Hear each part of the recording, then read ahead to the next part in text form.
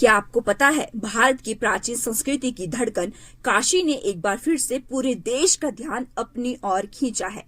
वहीं काशी, जिसे सदियों से विद्वानों की नगरी, वेदों की जन्मस्थली और सनातन की ज्ञान गंगा कहा जाता है, पर इस बार चर्चा किसी साधु, सन्यासी या बुजुर्ग ऋषि की नहीं, बल्कि 19 साल के एक युवा की है।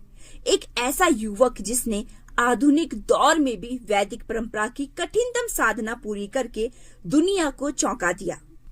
महाराष्ट्र के 19 वर्षीय देवव्रत महेश रेखे ने शुक्ल यजुर्वेद की मध्यंदिनी शाखा के लगभग 2000 मंत्रों वाले कठिन दंडक्रम प्राणायाम को लगभग 50 दिन तक बिना किसी विराम, बिना किसी व्यवधान के पूरा किया। यह साधना उन्होंने वाराणसी के रामघाट स्थित सांगवेद विद्यालय में की।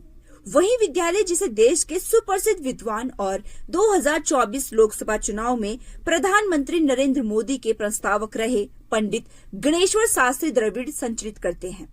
लोग अक्सर कहते हैं वेदों की साधना कठिन है, आज के युवा कहाँ कर पाएंगे, लेकिन देवव्रत ने इस भ्रम को तोड़ दिया। दिन रात तप, पूजा, नियम और अनुशासन, 50 दिनों तक एक ही लक्ष्य।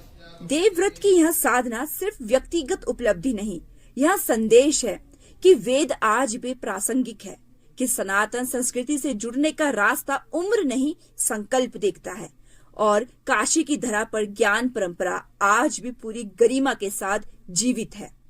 आज संस्कृत और वेद का अध्ययन नए विद्यार्थियों और डिजिटल प्लेटफॉर्म के कारण और अधिक विस्तार पा रहा है, और इन्हीं युवा कदमों के कारण सनातन परंपरा सिर्फ इतिहास नहीं, भविष्य भी बन रही है। काशी की सुबह की तरह ही ज्ञान का सूरज फिर से उग रहा है, और इस नई रोशनी में सबसे आगे खड़ा है एक 19 वर्षीय युवा देवव्रत महेश रेखे, जो हमें याद दिलाते हैं कि जिस परंपरा को हम संजो ले, वही पीढ़ियों तक अमर हो जाती है।